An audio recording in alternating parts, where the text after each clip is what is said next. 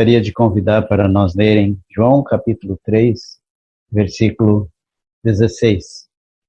Evangelho de João, capítulo 3, versículo 16.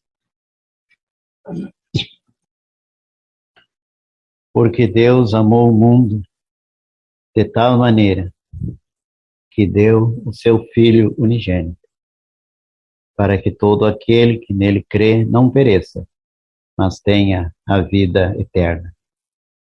Porque Deus enviou o seu Filho ao mundo, não para que condenasse o mundo, mas para que o mundo fosse salvo por ele. Quem crê nele não é condenado, mas quem não crê já está condenado, porquanto não crê no nome do unigênito Filho de Deus. E a condenação é esta, que a luz veio ao mundo, e os homens amaram mais as trevas do que a luz, porque as suas obras eram más. Porque todo aquele que faz o mal aborrece a luz, e não vem para a luz, para que as suas obras não sejam reprovadas. Mas quem pratica a verdade vem para a luz, a fim de que as suas obras sejam manifestas, porque são feitas em Deus. É só essa nossa leitura. Gostaria de chamar a atenção de todos para este trecho da palavra de Deus, tão conhecido, mas tão precioso. Porque Deus amou o mundo de tal maneira que deu o seu Filho unigênito, para que todo aquele que nele crê não pereça, mas tenha a vida eterna. O versículo começa falando-nos do amor de Deus. O amor de Deus é manifestado a cada pessoa neste mundo, cada criatura. Não pode dizer, nenhuma pode dizer que não foi o alvo do amor de Deus. O amor de Deus não é um amor de palavras.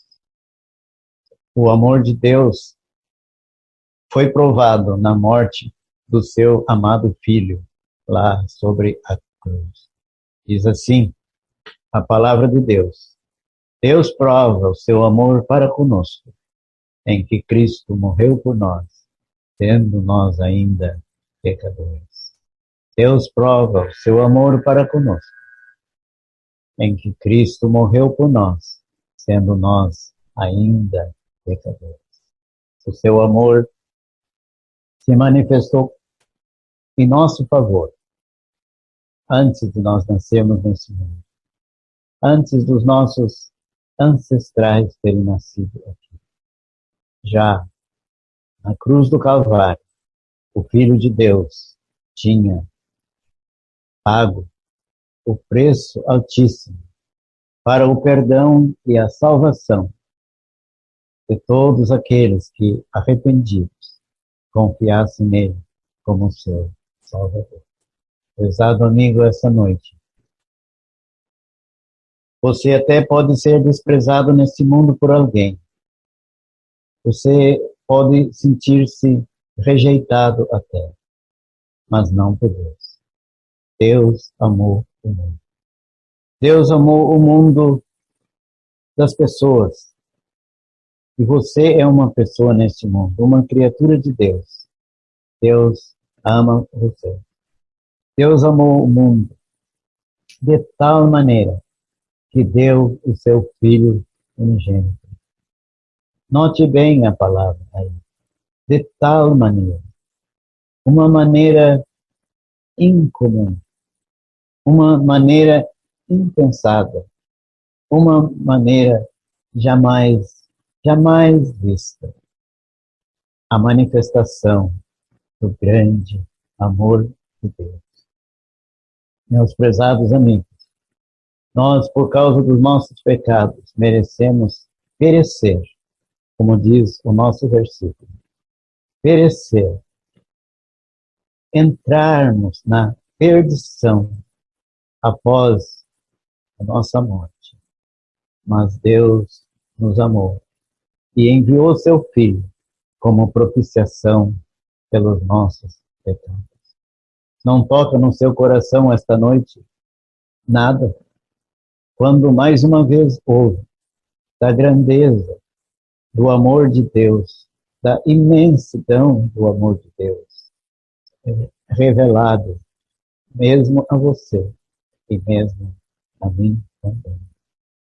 Meus amigos, em muitos países existe a pena de morte. Por certos crimes, pessoas são condenadas à morte.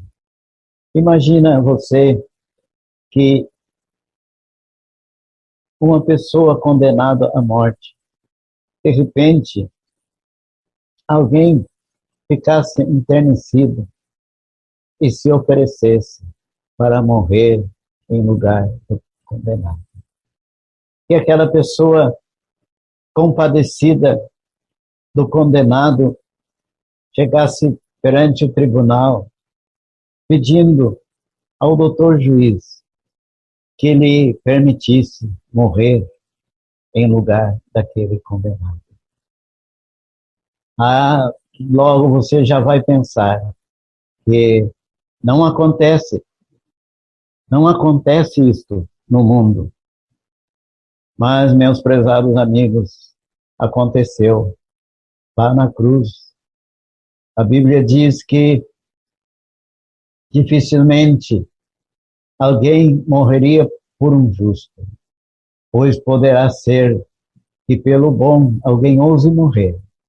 Mas Deus prova o seu amor para conosco, em que Cristo morreu por nós, sendo nós ainda pecadores. Nós somos condenados à morte eterna. Há algo muito pior do que a morte, porque a morte eterna, a perdição no inferno, para sempre, não tem fim. Trevas eternas,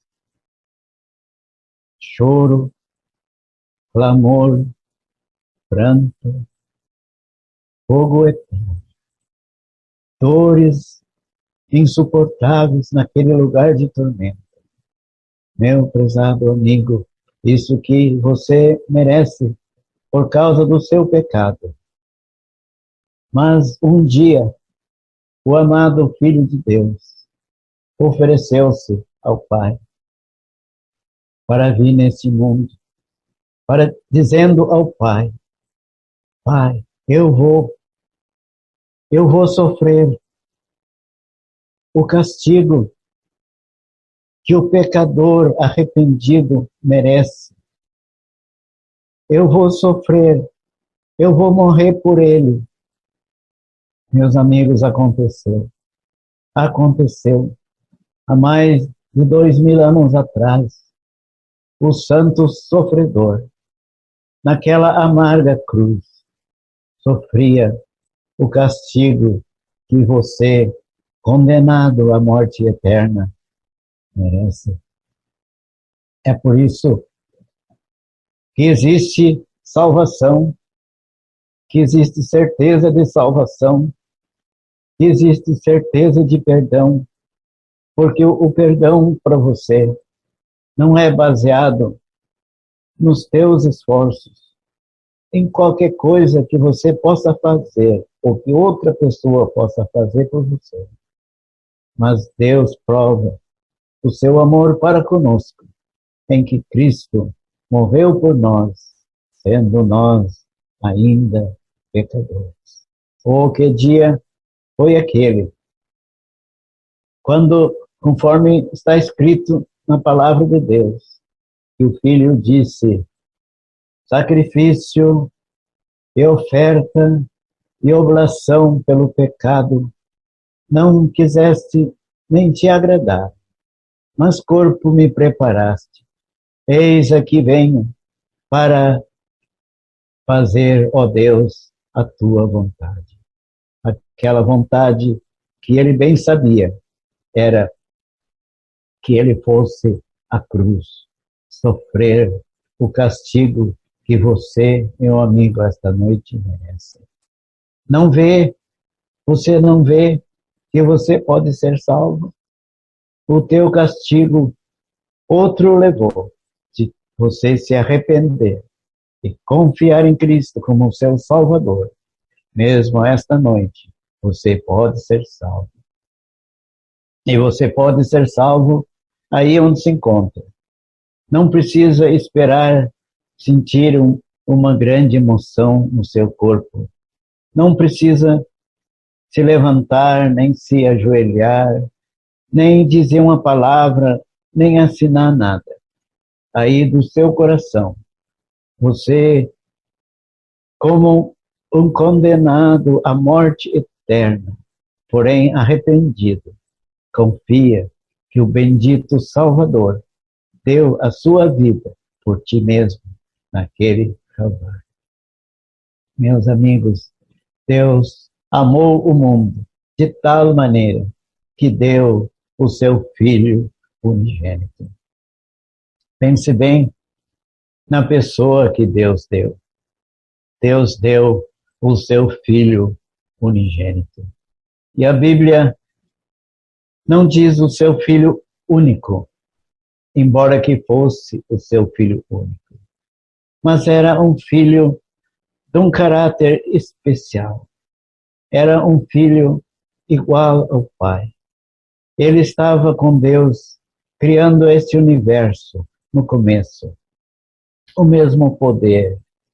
Ele estava com Deus, criando o ser humano lá no começo.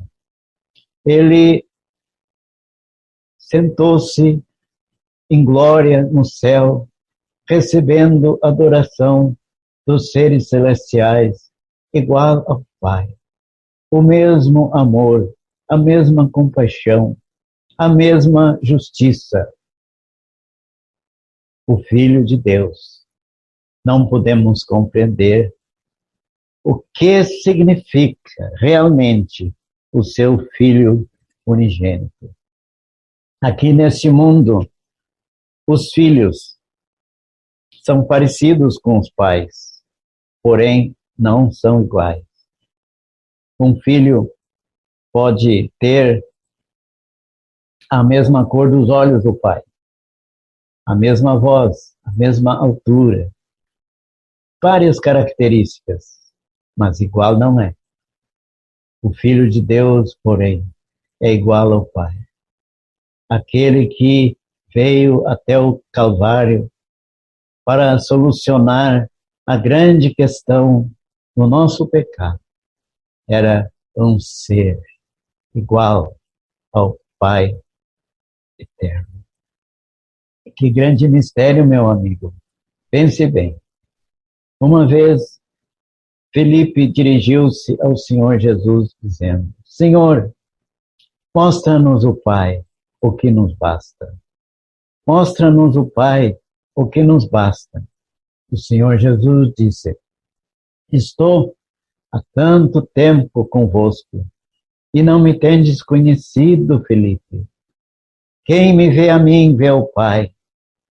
Sim, meus amigos, se pudéssemos ter perante nós, visivelmente, o Pai e o Filho, lado a lado, nós não teríamos condições de distinguir um do outro. São iguais. Deus deu o seu Filho unigênito, o Filho do seu amor, o Filho da sua destra, o Filho da sua glória. E aquele trono no céu ficou vazio por 33 anos. Lá onde ele era servido, era adorado, amado pelos seres celestiais. Ele chegou neste mundo para ser desprezado. Como diz a palavra de Deus, era desprezado e o mais indigno entre os homens, como um de quem os homens escondia o rosto. Era desprezado e não fizemos dele caso algum. Será que você pode medir um pouquinho dos sentimentos de nosso Senhor Jesus Cristo, andando neste mundo, no meio das suas criaturas, sendo tão desprezado? Meu amigo, você, por exemplo, se morasse na mesma cidade que eu moro, sendo nós duas pessoas bem conhecidas, e você está passando numa calçada, e eu estou me aproximando, e você está esperando um adeus, um bom dia, uma boa tarde, e de repente eu viro a minha cara para o outro lado. Meus amigos, isto aí é uma coisa que dói muito, pois o nosso Senhor Jesus Cristo sofria isto. O seu era um de quem os homens escondia o rosto, e não fizemos dele caso algum. Ai, se ele tivesse voltado ao céu, desistido daquela missão para a qual ele tinha vindo aqui. Todos nós estaríamos no inferno no fim das nossas vidas. Mas ele suportou o desprezo e o pouco caso dos seus semelhantes durante a sua vida. E sobre a cruz, quem pode contar o sofrimento dele naquele madeiro terrível? Não apenas das mãos dos homens, mas também das mãos dos homens. A maldade do coração humano se manifestou de uma forma jamais vista, mas sozinho ele sofreu das mãos de Deus aquilo que o nosso pecado merecia sofrer para sempre no inferno, no lago do fogo. Oh, meu amigo, esta noite, pensa bem no grande amor de Deus. Deus amou o mundo de tal maneira que deu o seu Filho unigênito. E talvez você esteja nesse momento atento e pensando, mas como é que eu posso encontrar vida eterna? Porque o versículo promete vida eterna. Vida eterna.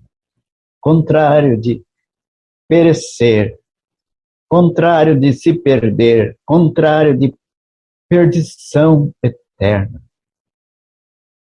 Meus amigos, a vida eterna é algo tão importante.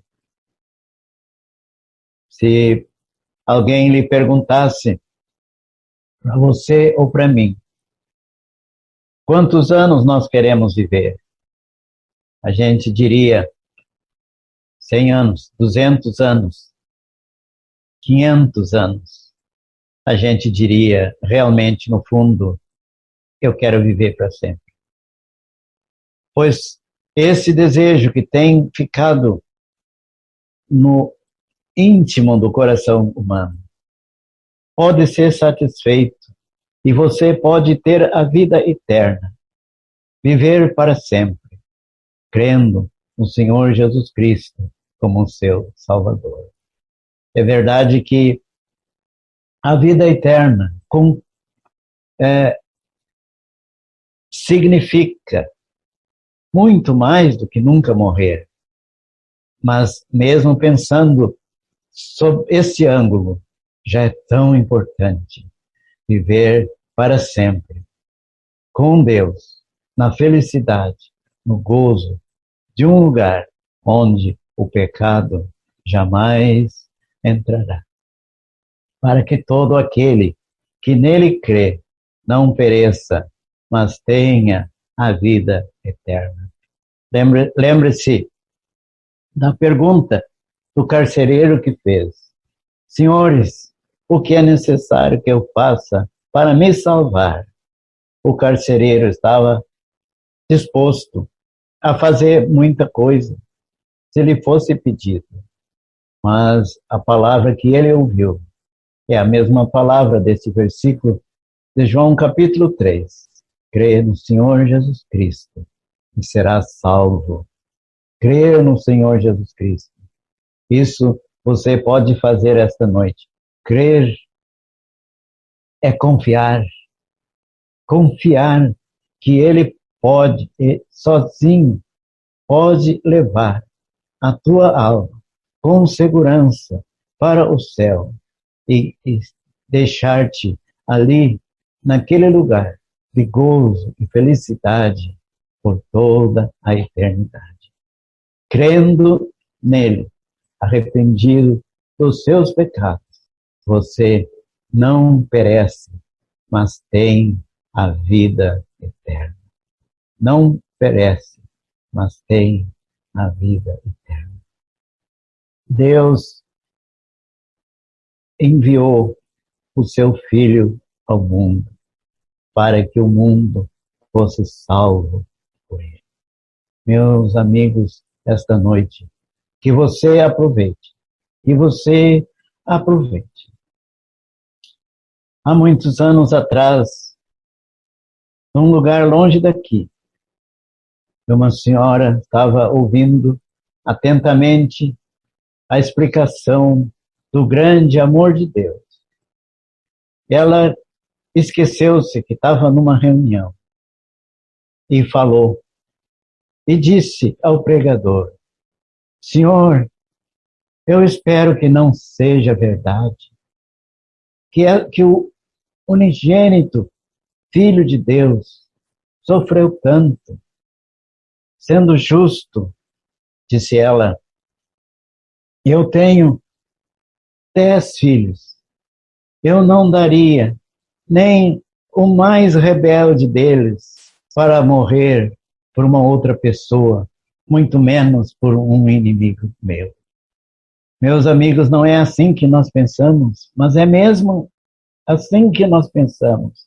Mas aconteceu que Deus, tendo seu unigênito Filho, entregou a morrer por mim e a morrer por ti, inimigos de Deus, por causa dos nossos pecados.